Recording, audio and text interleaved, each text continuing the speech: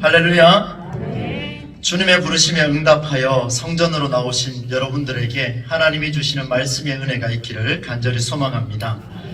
오늘 주신 이 성경 말씀의 배경은 예수님께서 12제자 중에 베드로와 야고보, 요한을 만나 그들을 제자로 부르시는 장면이 기록된 말씀입니다. 흔히 이 누가복음 5장을 이야기할 때에 예수님이 제자들을 선택할 때 어부를 부르신 이유를 설명을 하고 그들이 물고기를 잡는 환경과 또 그들이 물고기 한 마리를 잡기 위한 노력이 얼마나 귀한가를 보여주는 말씀이 오늘 이 본문으로 많이 인용되기도 합니다. 물론 그런 이유를 배제할 수 없는 것은 확실합니다. 그러나 오늘 주신 말씀은 이보다 더 깊은 차원의 부르심이 있으며 또 그 부르심의 은혜, 오늘 우리를 부르신 그 깊으신 사랑을 함께 말씀을 통해 경험해 보기를 원합니다. 여러분 기억하셔야 될 것이 오늘 본문 말씀에 보시면은 주의 말씀에 의지하여 베드로가 그물을 내리는 그 장면이 나옵니다. 그런데 그물을 내리고 나니까 이 물고기가 엄청나게 많이 잡혀버립니다. 배에 넘치도록 잡히게 되는데 그 모습을 보고 이 베드로가 갑자기 태도를 바꾸어서 예수님 앞에 무릎 꿇고 이렇게 고백을 하죠. 주여 나를 떠나소서 나는 죄인이로소이다. 나는 죄인입니다. 이렇게 고백을 하고 있습니다. 여러분 이 세 가지를 잘 기억을 하셔서 오늘 말씀을 따라오시면은 이 하나님께서 오늘 우리 시대에 주는 이 메시지가 얼마나 위력이 있는가를 만나게 되리라 그렇게 생각을 합니다. 지난주에 예수님께서 세례를 받으셨습니다. 그리고 공생애를 시작했습니다. 그리고 하나님 나라를 선포하는데 우리가 배웠던 것처럼 겨자씨와 같은 하나님 나라가 확장되기까지 그 이전에 해야 할 일이 있었습니다. 하나님 나라를 선포하기 이전에 먼저 더러운 귀신 들린 자, 그리고 나병 환자, 중풍에 걸린 자를 치유해 주시는 장면을 우리가 기억하고 있습니다. 특히 병에 걸린 자 중에는 시몬이라 불리는 베드로의 장모도 있었다라는 사실을 여러분 기억하시기 바랍니다. 우리가 읽은 5장 바로 앞장에 보면은 베드로의 장모가 치료받는 그 장면이 등장하고 있습니다. 여러분 예수님의 이런 놀라운 행적을 눈으로 본 사람들이 하나둘씩 모여들기 시작했습니다. 이때에 그 게네사렛 호숫가에 탁 서셔가지고 예수님께서 그물을 씻고 있는 그 어부들을 보게 됩니다. 그리고 무슨 특별한 이유가 있으셨는지 그 자리에서 말씀을 강론하셔도 되는데 그 배 두 척을 향하여서 살펴보시더니만 한 배에 오르는데 그 배의 주인이 누군가 하니까 베드로였습니다. 그 배에 올라서 베드로에게 청합니다. 육지에서 배를 조금만 띄워달라. 그리고 배를 옮기고는 무리를 가르치기를 계속해 나가십니다. 말씀을 마치시는 예수님께서 갑자기 베드로에게 이렇게 명하셨습니다. 베드로야, 깊은 데로 가서 다시 그물을 내리라. 거기에서 그물을 내리고 고기를 잡으라. 이렇게 말씀하셨습니다. 사실 여러분 평생을 어부로 살아온 베드로에게 이것은 참으로 어이가 없는 그런 말씀입니다. 왜냐하면 조금 전까지 바다에 나가서 그물을 내려서 고기를 잡으려고 애를 썼습니다. 가장 좋은 날씨에 가장 고기가 많이 잡힐 그 환경에 맞춰서 고기를 잡으려 했는데 단 한 마리도 못 잡고 돌아왔습니다. 그야말로 헛수고하고 돌아왔습니다. 한 마리도 잡지 못한 베테랑 어부에게는 황당할 수밖에 없는 그런 말입니다. 깊은 데로 다시 가라. 무슨 말이겠습니까? 가난한 목수의 아들이 기적을 좀 일으켰다라는 소문이 많이 돌았습니다. 그래서일까요? 그게 그렇게 큰 조건이 되지는 않았을 터인데 베드로가 이렇게 대답을 하고 있습니다. 선생님, 우리가 밤새도록 애를 썼지만 정말 한 마리도 못 잡았습니다. 아무것도 잡지 못했습니다. 그러나 선생님의 말씀을 따라서 의지하고 그물을 내리겠습니다.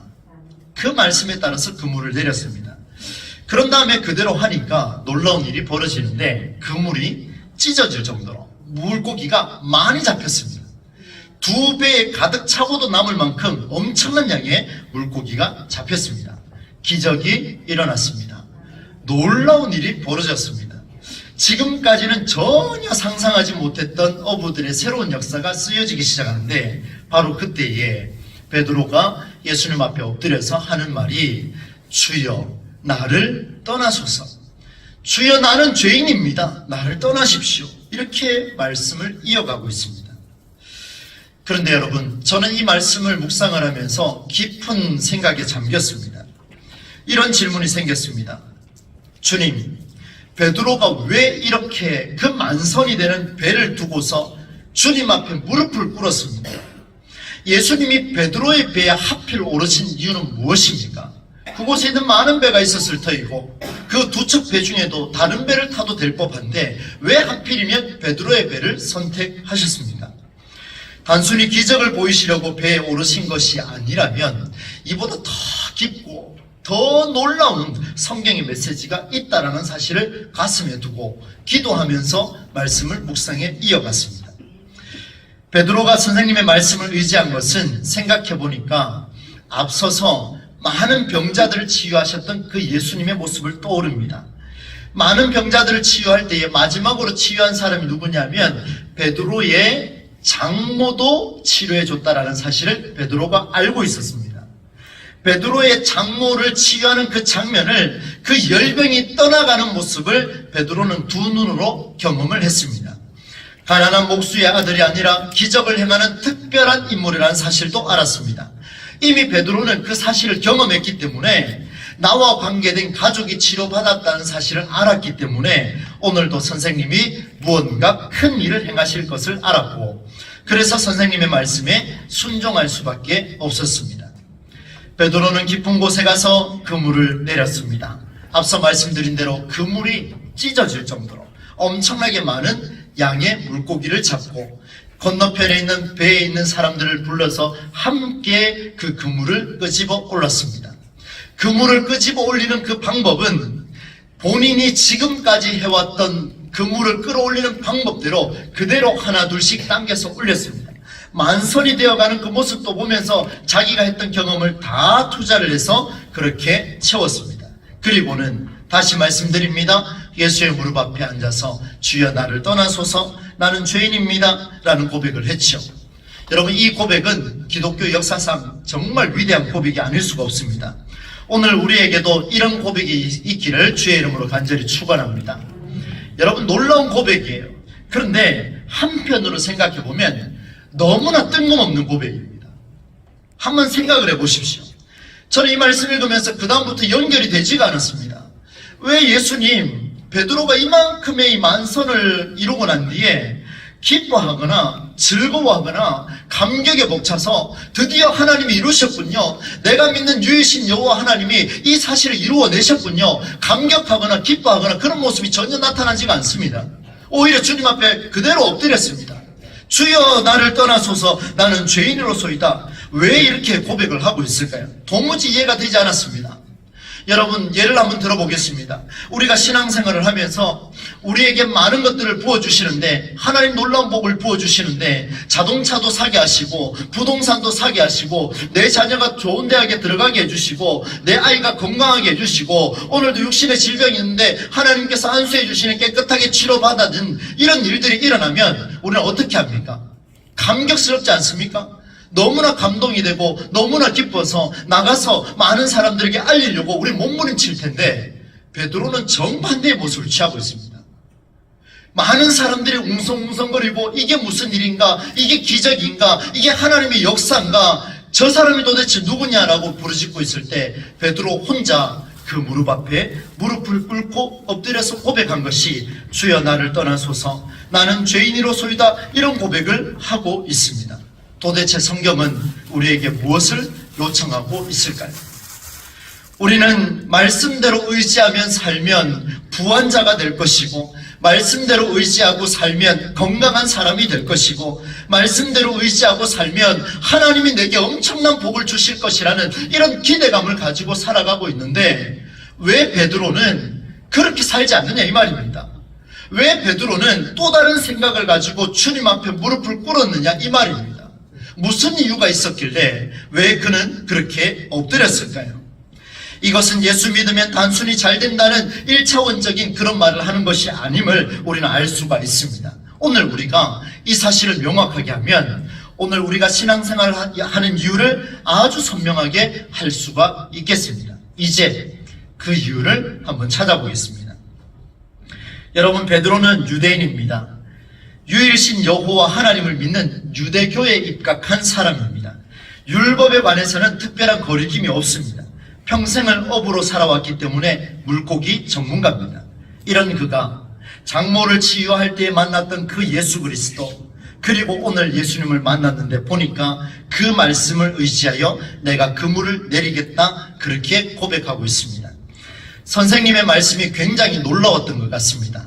이전에 들었던 것과는 차원이 다른 놀라운 그런 말씀이었습니다. 선생님을 바라보는 눈이 달라지기는 했습니다. 여러분, 이제 눈치채셨습니까? 선생님의 말씀을 의지하여 내가 그물을 내리겠습니다 라고 하는 이 부분이 오늘 우리의 신앙 고백으로 다가오지만 그 속에 미묘한 감정이 왔다 갔다 하고 있다는 사실을 우리는 알아야 합니다. 우리는 어떻습니까? 우리의 신앙생활을 하면서 오늘 주신 말씀 가지고 능히 감당하며 살겠습니다라고 우리 믿음으로 100%, 200% 고백하고 있지만 나갈 때의 마음은 어떻습니까? 복잡합니다. 오늘도 내 가정의 자녀들 때문에 또 근심해야 될 텐데 주여 말씀 의지하여 그물을 던지겠습니다라고 고백하고 또 나가는 그 심정은 마음이 복잡하기 짝이 없습니다. 선생님의 말씀은 지금 내 문제를 해결하는 하나의 수단으로 받아들여지는 않는지, 고난을 극복하게 하는 메시아적인 존재로 이 베드로가 생각하고 있는 것은 아닌가 한번 생각해 보게 되었습니다. 왜 그렇습니까? 베드로는 이미 장모가 치유받는 것을 목격했기 때문입니다. 주의 말씀을 의지하고 움직이면 뭔가 기적이 일어날 것을 알고 있었기 때문에 그는 그렇게 결단합니다. 그의 가문도 유일신 여호와 하나님을 믿으며 평생 신앙의 삶을 살아왔지만, 그러나 그의 삶에서 유일신 여호와 하나님이 차지하는 비중은 여전히 문제 해결의 수단에서 벗어나지 못하고 있다는 사실을 우리는 기억해야 하겠습니다.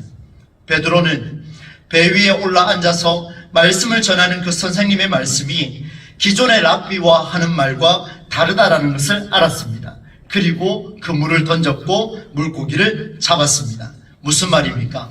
지금까지 알았던 이 어부의 경험보다 높은 차원에 계시는, 그 높은 차원에 있어서 그 말만 순종하면 물고기를 이만큼 잡을 수 있구나라는 생각에 젖어들 수 있다는 것을 보여주고 있습니다.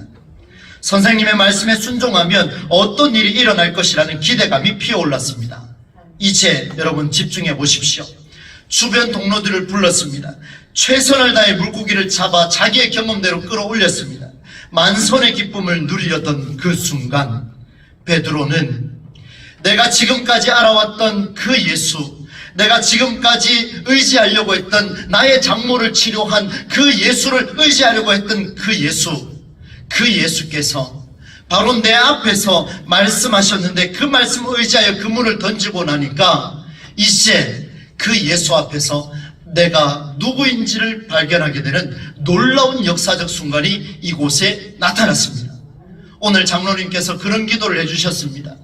예배를 통하여 기도가 회복되어지고 예배를 통하여 우리가 이 자리에 있는 이유를 알게 해달라고 하는 그 기도 내용을 들으면서 참 감동이 되었습니다. 여러분, 매주 드리는 이 예배를 통하여 오늘 우리가 주님 앞에서 누구인지를 발견할 수 있는 놀라운 은혜가 일어나기를 주의 이름으로 축원합니다. 내가 누구인지를 알아야 돼요. 내가 누구인지도 모르면서 여전히 예수 그리스도가 나와 함께 하시면 그런 말도 안 되는 이런 일로 우리가 신앙을 고백하고 있다면 오늘 주님께서 우리에게 물으실 겁니다. 너는 누구냐? 내 앞에서 그토록 바라고 있는 너는 누구냐라고 주님이 물으실 터인데 그때 우리는 뭐라고 대답하겠습니까? 오늘 베드로는 그 음성을 주님 앞에서 듣고 말았습니다.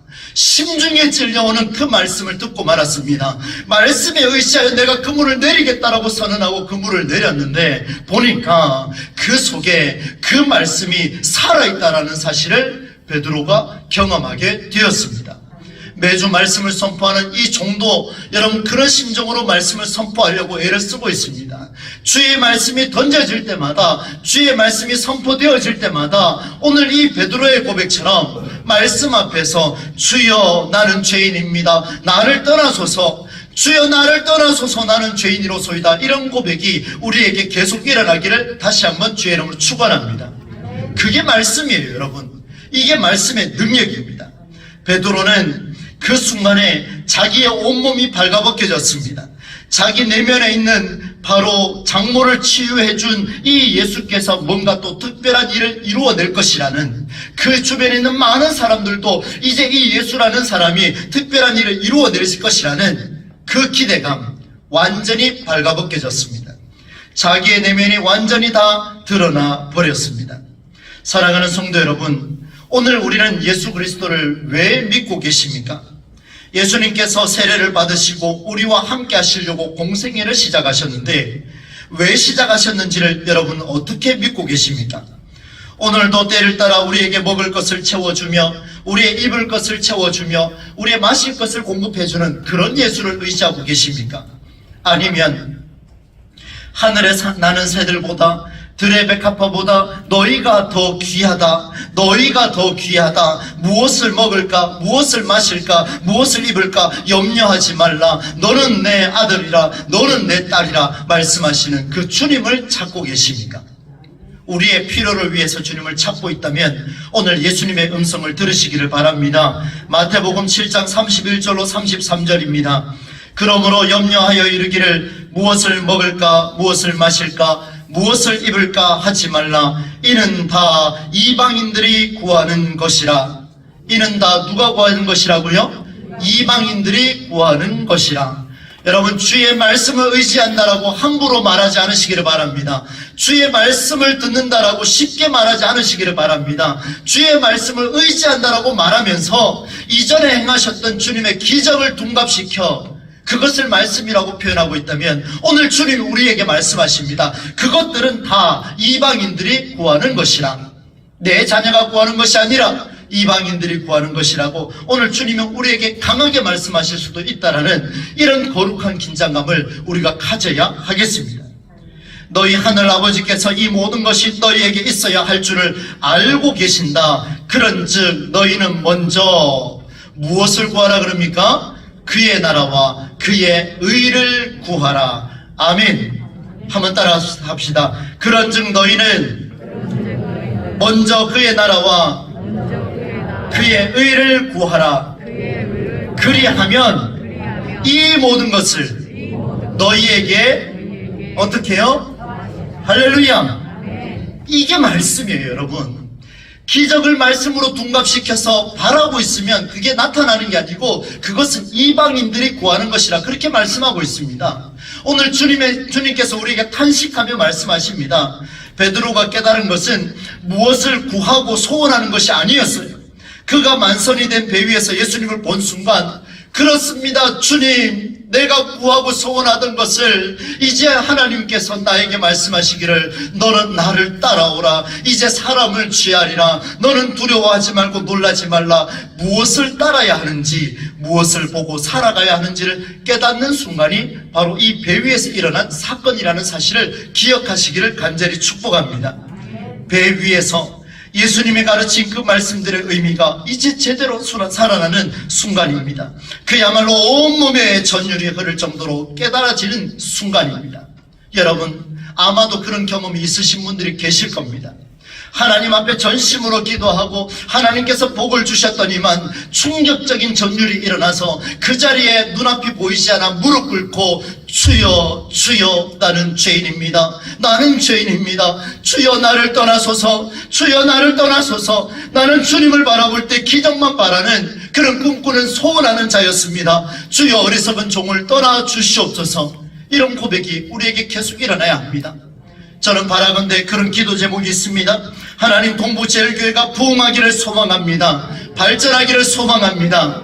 우리의 고백 아니겠습니까? 젊은 사람들이 모여들기를 원합니다. 우리 연세 많으신 어르신들이 많이 나와서 예배하기를 원합니다. 저는 그런 꿈이 있습니다. 비전이 있습니다. 주여, 이 꿈과 비전이 제가 구하고 소원하는 기도가 되지 않게 하여 주시고, 무엇을 따라야 하는지 끝까지 나를 보는 것이 아니라 주님만 바라보고 주님을 쫓아서 살아가는 주의 종으로 살아가게 해 주시옵소서. 여러분, 말씀을 들고 서기 전에 이런 기도를 하나님 앞에 올려드렸습니다. 그걸 생각을 하면 가슴 벅차고 또다시 눈시울이 붉어집니다. 내가 이 자리에 섰기 때문에 교회가 부흥하는 것이 아니라 내가 주님을 쫓았기 때문에 교회가 부흥하는 줄로 믿습니다. 목사가 하나님을 쫓았기 때문에 교회가 건강하게 되는 줄로 믿습니다. 여러분, 목사가 하나님을 쫓았기 때문에, 하나님을 끝까지 붙들었기 때문에 주의 말씀이 선포될 때마다 육신의 질병이 치료받게 될 줄로 믿습니다. 여러분, 그런 심정으로, 그렇게 사모함으로 오늘 예배에 참여하기를 간절히 부탁을 드립니다. 그때에 하나님은 우리를 외면하지 아니하시고, 주님, 나에게서 떠나주십시오. 나는 죄인입니다. 두려움에 사로잡힌 우리를 품어주시고, 사랑하는 아들아, 두려워하지 말라. 이제 내가 너를 사람을 취하는 일로 사용하겠노라. 이렇게 말씀해 주십니다. 이 일에 우리가 쓰임받아야 되지 않겠습니까? 사랑하는 성도 여러분, 이제 말씀을 맺으려 합니다. 예수님이 해결사가 아닌 주님임을 우리는 예배를 통해서 경험해야 합니다. 여러분, 간증하실 때 조심하셔야 돼요. 제가 면접할 때 간증 설교 준비하며 오직 고통을 겪었습니다. 왜 그런지 아십니까? 주여, 거짓말하지 않게 해주시옵소서. 간증하면 할수록 하나님, 글을 써내려가면 갈수록 이게 진짜인지 다시 한번 자료도 펴보고 내가 그때 이렇게 했었는가 그런 생각도 해보고 기도도 해봤습니다. 수많은 간증거리가 나온다 할지라도 우리 주님은 해결사가 아니라 주님이시기 때문에 우리에게 역사하시는 줄로 믿습니다. 기독교는 심중의 깊은 변화를 우리 스스로 경험하게 하는 놀라운 힘이 있습니다. 요술램프처럼 한순간의 기적으로 변하지 않습니다. 오늘 여러분, 많은 변화를 기대하며 기도하고 있는 사람 여기 분명히 있습니다. 기도 카드를 받고 참 가슴이 메어왔습니다. 하나님, 우리 성도 간에 이런 기도 제목이 있군요. 하나님, 그러나 다른 사람이 바뀌기 전에 내가 바뀌어서 그 사람이 바뀌는 놀라운 은혜가 있게 해달라고 여러분, 우리가 기도해야 될 때가 아니겠습니까? 우리가 죄인입니다. 나 외에 다른 사람이 죄인이 아니라 내가 죄인이에요. 내가 죄인입니다. 주여, 나를 떠나소서. 아니다, 아들아, 내 딸아, 내가 너와 함께 할 것이라. 그 정도면 됐다. 그 정도면 됐다. 네가 바뀌었으니 이제 네 남편도 내 아내도 내 자녀도 너를 통해 내가 역사하겠노라. 이게 바로 하나님의 음성입니다. 이제는 기적의 주체가 아닌 나의 주님으로 예수 그리스도를 기억하는 한 해가 될 수 있기를 간절히 소망합니다. 말씀을 들을 때마다 죄인된 우리를 간절히 찾으시는 주님의 음성이 들려지기를, 그리고 이런 역사의 현장에 우리 모두가 서실 수 있기를 우리 주 예수 그리스도의 이름으로 간절히 축원합니다. 하나님 아버지, 오늘 누가복음 5장 말씀을 통하여 우리에게 은혜를 베풀어 주셔서 감사합니다. 우리는 주님을 찾는다라고 이야기하고 주의 말씀을 의지한다라고 고백을 했지만 여전히 기적으로 둔갑하여 다가오는 그 기적만 바라보고 있었던 우리의 죄악을 용서하시고, 이제 한 주간을 살아갈 때에 하나님이 주시는 그 은혜를 경험하되 주님만 바라보고 쫓아가는 우리의 삶이 되게 하여 주옵소서. 어떤 어려움과 고난이 밀려온다 할지라도 오늘 성가대에서 찬양한 것처럼 주님과 동행함으로 승리하는, 말씀으로 승리하는 우리의 삶이 되게 하여 주시옵소서. 감사를 드리오며 예수님의 이름으로 간절히 기도하옵나이다. 아멘.